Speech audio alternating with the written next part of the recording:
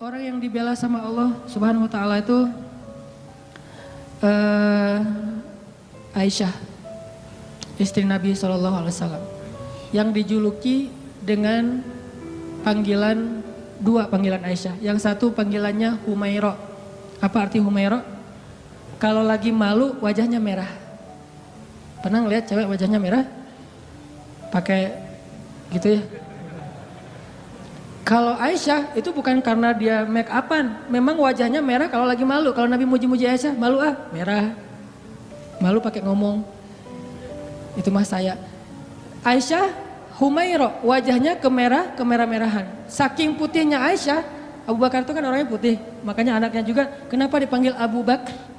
Padahal bukan nama aslinya, itu apa? Aka lah ya, S non S gitu.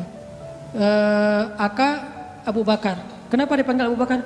Abu Bakar itu artinya bapak yang punya anak perawan yang cantik-cantik. Aisyah, Asma, itu cantik-cantik semua tuh. Makanya bapaknya dipanggil Abu Bakar.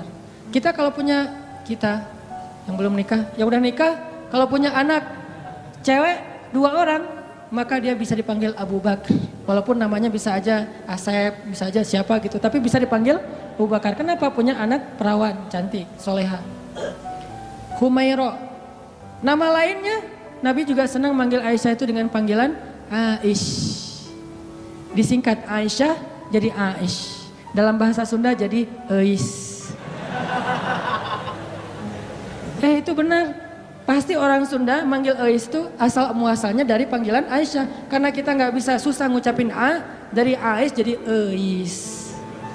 Berarti orang Sunda juga ada hubungannya dengan para ulama. Eis. Jadi yang manggil istrinya walaupun nama istrinya mungkin siapa gitu ya, manggil aja Eis. Kok Eis sih? Aisyah gitu, Aish. Panggilan sayang Nabi nih. Saking cantiknya Aisyah, banyak yang sebetulnya baper ketika Nabi nikah sama Aisyah. Patah hati cowok-cowok Madinah. Wah, apaan sih Nabi nikah sama Aisyah? Ramai aja tuh. Ketika Nabi nikah sama Aisyah. Suatu hari Nabi itu lagi jalan, lagi touring gitu sama sahabat-sahabat. Bahasa dulu mah berangkat berjihad ya, cuman sebutlah touring. Karena Nabi sambil berjihad juga, sambil touring, sambil main. Nah Nabi itu kan kalau berangkat touring bawa istri ya. Jadi kalau yang berangkat touring gak bawa istri kurang ikut sunnah menurut saya. Touring memotoran bawa istri. Tadi jangan bawa jas hujan. Biar kalau hujan mah, weh gak pakai baju. Nah Nabi lagi touring nih dengan para sahabat, sekitar 1000 motor lah ya, bermerek onta. Jalan touring sama para sahabat, di tengah jalan mampir di rest area. Kan panjang nih perjalanannya, ada rest area, ini kayaknya rest areanya bagus, masjidnya gede gitu ya, ada KFC segala macam lah, bisa makan di situ, ada apa tempat ngopi. Mampir tuh di rest area, pas lagi mampir di rest area, Aisyah kan dia naik kendaraan yang tertutup. Onta di atasnya ada kayak tandu gitu ditutup, khusus buat cewek biar nggak kepanasan. Kalau yang cowoknya naik onta yang terbuka. Kalau bahasa kita sekarang tuh mobil lah ya, Aisyah naik mobil, suaminya naik motor. Yang nyetir siapa ya? Dan cara nih ada gimmick dikit tapi penting ya, bekal buat teman-teman nanti kalau udah nikah. Nabi itu romantis banget loh sama istrinya. Kalau lagi touring gitu, istrinya pengen naik ke atas onta, maka Nabi akan jadikan lututnya sebagai tangga buat istrinya naik ke atas onta. Kan onta tuh tinggi tuh, udah duduk juga masih jangkung tinggi gitu kan. Maka Nabi akan jongkok, Aisyah. Akhirnya Aisyah nginjak lutut Nabi, dipegang sama tangan Nabi, dinaikkan ke atas onta. Tuh cowok banget tuh. Makanya kalau kita pengen naikin istri kita ke atas motor, walaupun motornya bebek ya, gak masalah lah. Motor bebek, udah diceperin lagi tuh, rendah gitu ya. Mah, apaan sih Pak, bisa sendiri kali gitu. Pengen ikut sunnah malah gagal. Jadi sunnah Nabi itu banyak yang seru-seru loh, keren-keren. Baca aja sirah dia, jangan cuma baca hadis teks ya. Baca juga sih sirah, banyak banget sunnah Nabi yang keren-keren, romantis. Touring nih, berhenti di rest area. Aisyah punya kendaraan sendiri. Pas lagi berhenti di rest area, Aisyah pengen ke belakang. Karena di rest area itu ada toilet segala macam, ada ikhwan, ada akhwat, Aisyah pergi ke belakang. Waktu itu Aisyah pakai kalung yang diberikan oleh ibunya, kalung hadiah pernikahan. Cuman centelannya itu udah agak-agak longgar gitu. Pas lagi ke belakang, balik, Baru sadar pas dipegang di dadanya, oh kalung saya jatuh hilang. Akhirnya minta izin ke Nabi, ya Rasulullah kalung saya jatuh dari cari-cari dari tadi nggak nemu. Tolong cariin dong. Akhirnya Nabi pun nyari, nggak nemu, mengerahkan para sahabat nyari. Sampai akhirnya nemu pas udah malam. Berhentinya sore, waktu asar sampai sunset, sampai udah malam, akhirnya mereka baru nemu tuh kalung.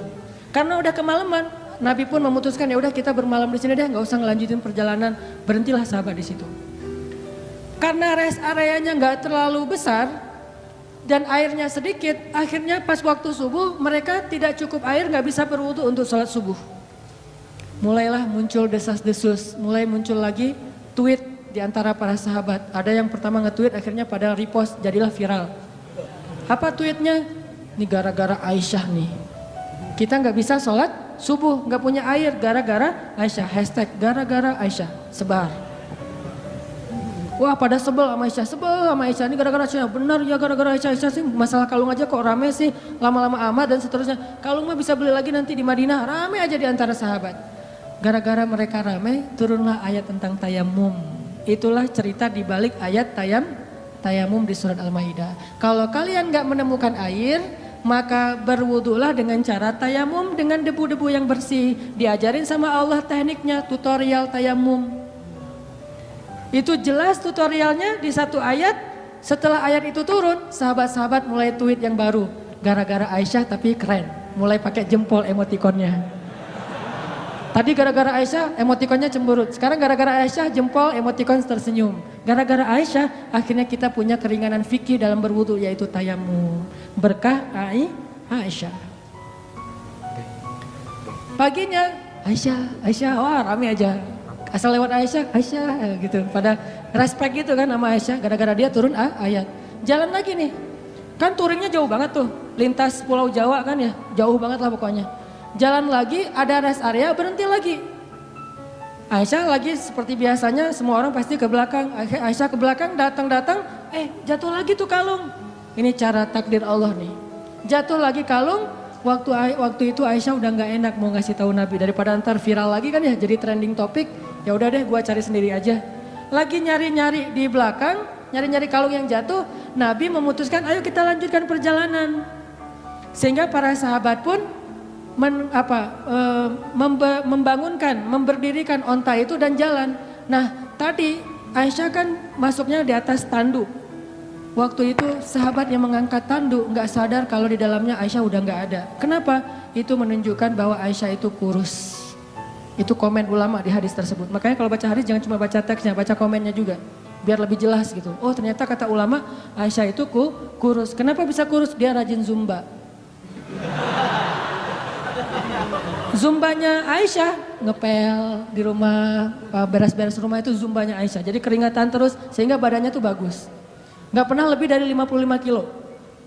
Kalau ada di atas 55 kilo berarti gak ikut sunnah. Ya. Buat cewek ya, buat cewek. Aisyah tuh masih kurus, jadi dia ada di dalam tandu nggak ada, sama aja nggak terlalu ngaruh, karena berat tandu lebih berat daripada Aisyah. Begitu diangkat oleh para sahabat, nggak sadar kalau Aisyah udah nggak ada di dalam tandu. Jalanlah Nabi, yuk berangkat, semuanya pada jalan. Kalau di tol kan nggak bisa balik arah tuh, udah jalan-jalan aja, ketinggalan di rest area. Nah Aisyah lagi nyari-nyari, pas dia dapat, senang, alhamdulillah udah dapat nih. Balik ke tempat Nabi tadi berhenti, ternyata pasukan Islam atau rombongan touring udah pada pergi. Ketinggalanlah Aisyah dari rombongan touringnya. Karena tertinggal, Aisyah pun berpikir nanti kalau Nabi sadar pasti Nabi akan jemput lagi nih. Ya udah saya tunggu aja. Sambil nunggu Aisyah pun duduk di sebuah batu bersandar. Karena nunggunya lama bersandar di batu, lama-lama ketiduran. Tertidur di sebuah batu gitu. Nabi kalau ngelakuin touring biasanya menempatkan seorang sahabat sebagai penyisir jalan di belakang. Takutnya ada barang yang ketinggalan, orang ketinggalan kayak gitu. Namanya Sofwan bin Mu'attal. Sofwan ini jomblo terkeren di Madinah. Anak Madinah yang keren, masih jomblo pula. Dan biasanya cewek-cewek kalau Sofwan lewat, Sofwan gitu. Sofwan tuh terkenal lah, paling keren. Kalau di Mekah yang keren kayak Sofwan itu Mus'ab bin Umair. Yang parfumnya nggak ada duanya di Mekah, cuma ada satu. Sehingga kalau Mus'ab lewat di sebuah gang, cewek-cewek langsung sadar, Mus'ab baru lewat loh, kenapa? Gua cium harumnya parfum Mus'ab. Kalau Mus'ab nyuci pakaiannya, maka orang berlomba-lomba pengen ngambil pakaian itu untuk cuci bareng dengan pakaian dia supaya parfumnya pindah. Saking kerennya parfum, memang parfum gimana? Harga 100 milinya, 100 mili itu yang kecil 20 juta. Karena saya pernah pas lagi umroh nyari-nyari parfum kayak gitu tuh di Bin Daud, di Hilton, di depan Masjidil Haram. Pas saya masuk ditanya sama yang penjaganya, dari mana? Indonesia. Udah gak usah masuk deh. Kenapa? Indonesia bakhil katanya. Kalau Malaysia boleh masuk, kalau Indonesia nggak boleh, ini penghinaan nih kata saya nih. Masa orang Malaysia boleh masuk? Soalnya orang Malaysia kalau masuk beli, kalau kita cuma window shopping gitu kan, udah pergi. Saya tanya, karena saya bisa bahasa Arab capruk,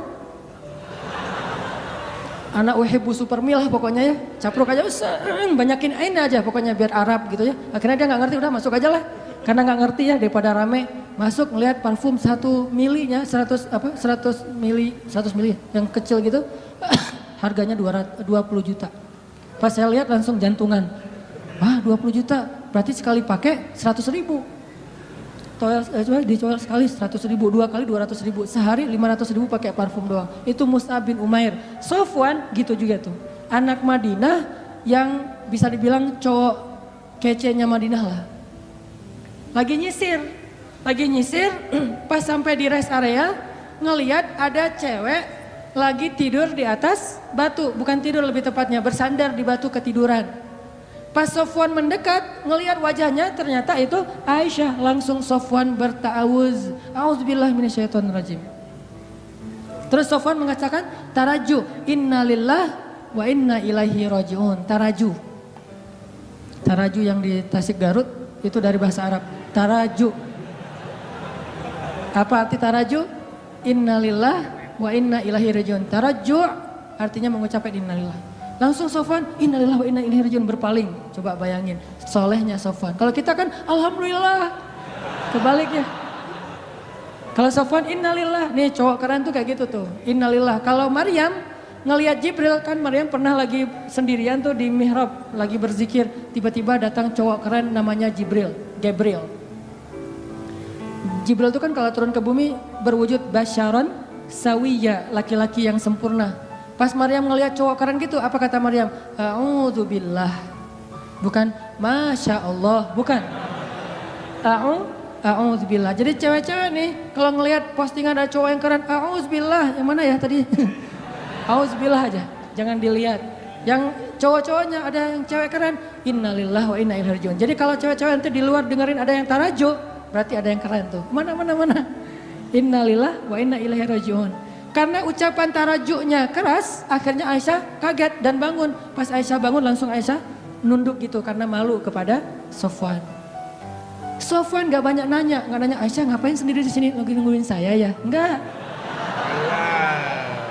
Nih solehnya sahabat ya, biar kita bisa ngebandingin sama kita. Nggak nanya Aisyah lagi ngapain di sini, Aisyah kenapa duduk di situ, Aisyah enggak. Begitu udah selesai taraju, Aisyah bangun, Sofwan langsung mengambil ontanya, didudukkan di dekat Aisyah, terus Sofwan menjauh dan membelakangi. Untuk apa? Biar Aisyah naik ke atas onta dan Sofwan nggak ngelihat gimana cara si cewek itu naik. Kalau udah nikah romantis banget, kalau belum nikah terjaga banget. Tuh benar-benar orang-orang yang luar biasa. Belum nikah dia menjauh, gua nggak pengen lihat gimana cara Aisyah naik di atas motor, kan naiknya cewek di atas motor apalagi boncengan pas pulang sekolah kan agak sesuatu ya, bahaya kan. Nah Sofwan nggak mau ngelihat itu cara cewek naik, walaupun Aisyah itu sangat terjaga auratnya, tapi masih Sofwan menjaga hatinya, nggak mau lihat ngelihat ke sana, tapi di sebelah sana ada cermin jadi bisa tembus ke belakang. Nggak ngelihat. Kalau di mall kan suka gitu ya, buang muka gitu ke arah cermin, biasa bisa ngelihat dari sebelah sana. Bukan pengalaman ya. Pernah.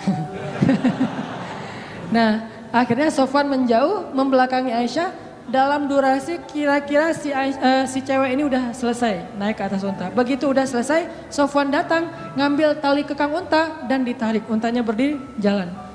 Sofwan jalan kaki di depan, Aisyah naik di atas onta. Itu cara paling bagus boncengan.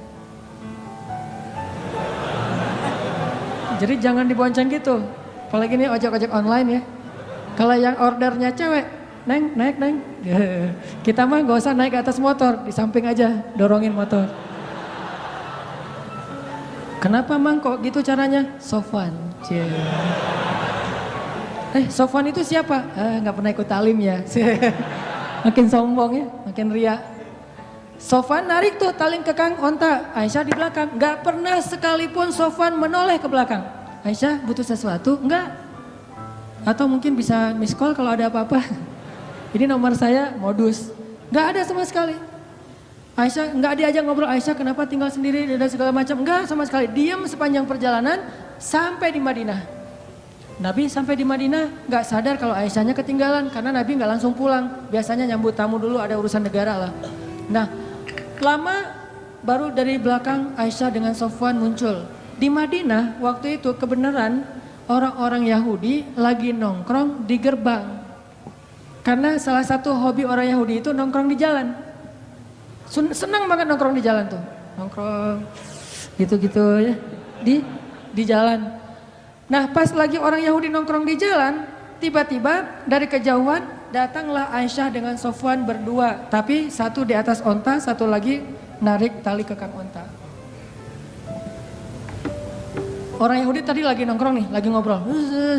Datanglah Aisyah sama Sofwan, begitu mereka ngelihat Sofwan dan Aisyah langsung sepi. Diam semua orang Yahudi, diam aja. Diam, tuh ada yang lewat. Diam, pas sudah lewat, gue bener ngelihatnya tadi nggak bermimpi nih. Enggak, gue juga ngeliat yang sama. Bener kan Aisyah, bener. Mulai gosip muncul. Judulnya masih aman nih, Aisyah dan Sofwan pulang berdua. Judul standar lah ya, mainstream. Judulnya Aisyah dan Sofwan pulang berdua, benar nggak? Benar, tapi orang persepsinya apa? Selingkuh kan? Ada affair nih antara Aisyah dengan Sofwan. Judulnya nggak bisa dihujat. Saya tuntut kamu pencemaran nama baik, nggak bisa. Orang judulnya benar. Aisyah dan Sofwan pulang berdua. Atau nanti dikembangin lagi. Aisyah dan Sofwan ada apa? Tanda tanya. Bisa aja kayak gitu. Ada apa dengan AADA gitu.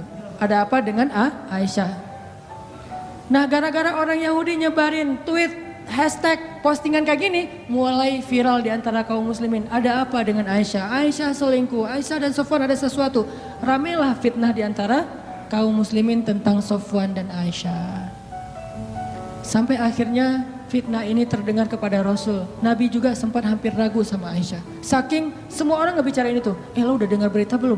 Apa? Aisyah sama Sofwan ternyata kemarin pulang berdua ada sesuatu tuh. Oh gitu? Kan suka gurih ya omongan-omongan kayak gini nih. Bisa ditambah-tambahin, pecinnya ditambahin, jadilah pecinnya banyak. Makin banyak pecin, makin sedap. Makin susah untuk berhenti kan? Nah gitulah gosip. Akhirnya viral, jadi trending topik di Madinah, Aisyah dan Sofwan ada affair. Sampai ada seorang sahabat, kalau nggak salah namanya Abu Ayyub, pulang ke rumah. Nanya ke istrinya, "Mah, udah dengar berita yang lagi trending topik belum?" "Udah, Pak. Mama juga baru buka Instagram," kata istrinya. Mama punya Instagram kok Bapak gak di-follow? Bahaya. Aisyah sama Sofwan katanya difitnah ada sesuatu. Gimana menurut Mama? Kata Abu Ayyub. Nih jawaban istrinya nih jadi panduan buat kita kalau dengar gosip. Apa kata istrinya? "Ya Abu Ayyub, gimana pendapat engkau jika ada mengatakan engkau selingkuh dengan seorang perempuan?" Kata Abu Ayyub, "Ya gak mungkin lah. Papa mau selingkuh, kan udah cukup dengan Mama." Mama kan segalanya buat Papa, udah gak ada lagi, gak akan terbuka lagi lah hati Papa buat cewek yang lain mah. Udah gitu-gitu. Benar Pak, benar. Sesungguhnya Sofwan itu lebih soleh daripada Papa. Kalau Papa gak mungkin selingkuh, maka Sofwan juga gak mungkin. Oh gitu, ya deh. Ditanya lagi sama istri Abu Ayyub, "Pak, ya Abu Ayyub, gimana menurut engkau jika ada yang mengatakan Mama selingkuh?" Kata Abu Ayyub, "Nauzubillah, gak mungkin. Papa percaya banget sama Mama. Mama itu kan cewek yang paling setia, yang menjaga diri dan segala macam." Kata istrinya, "Sesungguhnya Aisyah lebih soleha daripada Mama. Kalau Mama aja gak mungkin selingkuh, apalagi Aisyah." Coba, gampang kan menyelesaikan masalah kayak gini? Ada isu, sesungguhnya dia lebih soleh daripada kita. Kalau kita aja gak mungkin, pasti dia lebih gak mungkin lagi. Gitu caranya, husnuzon. Tapi di luar, berita itu tetap berkembang. Sampai akhirnya Nabi datang ke rumah Aisyah. Bertanya kepada Aisyah, "Ya Aisyah, pasti kamu sudah mendengar berita tentang ini. Gimana menurut kamu wahai Aisyah?" Kata Aisyah, "Kalau saya bilang berita itu bohong, mungkin Nabi gak percaya sama saya. Padahal itu bohong. Kalau saya bilang itu benar, Tapi Allah Maha tahu bahwa itu tidak benar. Maka saya tidak akan membela diri. Wallahul musta'an. Saya akan curhat hanya kepada Allah saja. Allah yang Maha menolong. Masuk ke kamar. Aisyah kecewa gitu sama Nabi. Karena Nabi dianggap nggak ngebelain Aisyah. Nabi juga bingung. Benar nggak? Emang kayak gitu. Saking parahnya berita ini. Nabi juga bingung nih. Hampir aja Nabi menceraikan Aisyah. Saking luar biasanya fitnah. Nggak lama kemudian Nabi dalam keadaan sedang sedih, rasa perasaannya itu lagi kacau banget. Turun surat An-Nur ngebelain Aisyah. Sesungguhnya orang-orang yang menyebarkan berita bohong itu adalah bagian dari umat Islam sendiri. Ternyata yang menyebarkan itu bukan orang Yahudi. Orang Yahudi cuma munculin tweet pertama orang Yahudi, tapi yang bikin dia viral orang Islam. Mungkin postingan pertama bukan dari orang Islam, dari luar. Sengaja pengen bikin masalah. Yang bikin itu jadi fitnah, kita sendiri nge-repost sembarangan. Mungkin gak ada masalah sebetulnya, kita aja yang membentur-benturkan. Sesungguhnya yang membawa berita bohong itu adalah orang Islam sendiri.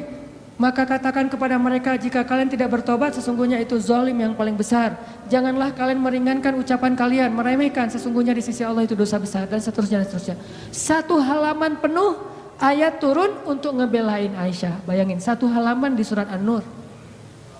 Khusus tentang Aisyah. Akhirnya Nabi pas dapat ayat ini ngumpulin para sahabat, ayo ngumpul. Nabi pun membacakan ayat itu, para sahabat bertakbir, Allahu Akbar. Ternyata sudah turun tabayyun dari langit, bukan dari bumi.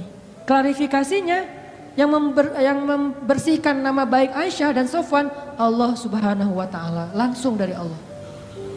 Sehingga akhirnya Nabi pun datang ke rumah Aisyah, nyari, ya Abu Bakar, sudah turun ayat. Mana Aisyah? Aisyah disuruh keluar oleh Abu Bakar. Ketika Aisyah udah keluar, Rasulullah mengatakan, ya Aisyah, berbahagialah, Allah sudah turunkan ayat yang membela kamu, bahwa sesungguhnya itu semuanya berita bohong. Aisyah pun masuk lagi ke kamar dalam keadaan ngambek. Abu Bakar masuk ke dalam, Aisyah kenapa masih ngambek sama Rasulullah? Udah ucapin terima kasih sama Nabi. Kata Aisyah, enak aja, ngapain saya minta terima kasih ke Rasulullah, kan yang bela saya Allah. Udah biarin aja orang itu. Kata Aisyah, coba. Apakah Rasulullah marah? Enggak. Kata Abu Bakar, ya Rasulullah, Aisyah lagi ngambek, gak mau ketemu. Ya udah nggak apa-apa. Memang Aisyah pantas untuk melakukannya. Nabi pun pergi. Biarkan Aisyah menyelesaikan, merecovery dulu perasaannya. Selang beberapa hari Nabi datang lagi, udah normal lagi. Orang dibela sama Allah sampai turun ayat satu halaman.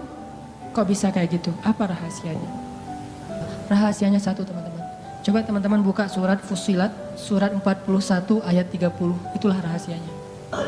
Surat Fussilat, surat 41 ayat 30. Nih, kita baca ya dikit lagi. Surat Fussilat, surat 41 ayat 30.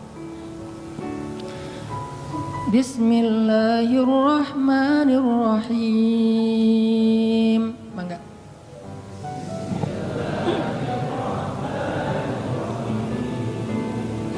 Innal ladzina qalu rabbuna Allahu tsumma istaqamu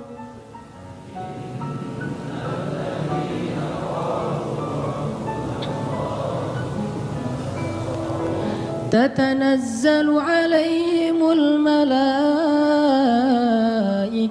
ألا تخافوا ولا تحزنوا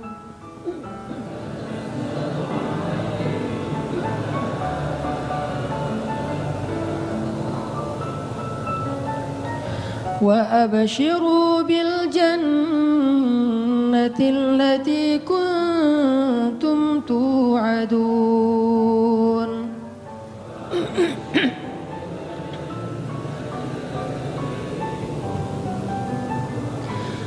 نحن أولياؤكم في الحياة الدنيا وفي الآخرة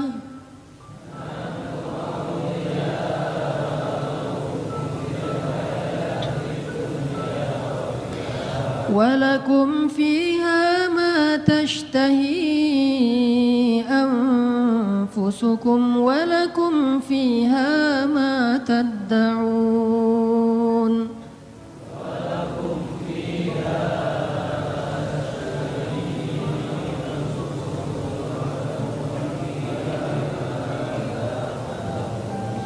Sesungguhnya orang-orang yang berkata Rob kami adalah Allah, kemudian mereka berkomitmen istiqomah, maka turunlah kepada mereka malaikat-malaikat secara berbondong-bondong dan mengatakan, janganlah kalian takut, janganlah kalian khawatir, bergembiralah dengan surga yang telah dipersiapkan untuk kalian semua. Kami adalah pelindung-pelindung bagi kalian dalam kehidupan dunia dan dalam kehidupan akhirat. Di sana, di dalam surga, ada hal-hal yang kalian sukai, dan di sana juga ada apapun yang kalian minta. Ini rahasianya. Istiqomah. Arti istiqomah, 1 komitmen, 2 konsisten. Sehingga kata Allah, tatanazzalu alaihimul malaikah. Sebagaimana Jibril turun untuk ngebelain Hafsah. Tatanazzalu alaihimul malaikah. Sebagaimana Jibril turun membawa wahyu untuk Aisyah. 2 kali, 1 ayat tayamum, 2 ayat untuk membela fitnah terhadap Aisyah. Tatanazzalu alaihimul malaikah. Nahnu auliyaukum. Kami yang akan ngebelain kalian, yang akan ngelindungin kalian. Siapa kami? Allah Subhanahu wa taala yang kemudian menyuruh para malaikat untuk ikut serta membela dan melindungi orang-orang yang Allah bela. Siapa mereka? Orang yang istiqomah.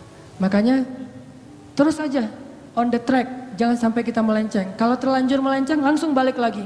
Melenceng langsung balik lagi, cara baliknya dengan taubah dan istighfar, hijrah. Kalau kita istiqomah, nanti suatu saat setelah istiqomah kita diakui oleh Allah, disahkan, Allah udah ridho, oh ternyata benar kamu istiqomah, maka Allah Subhanahu wa taala yang akan membela kita, bukan manusia. Allah sendiri yang bakal ngebelain kita.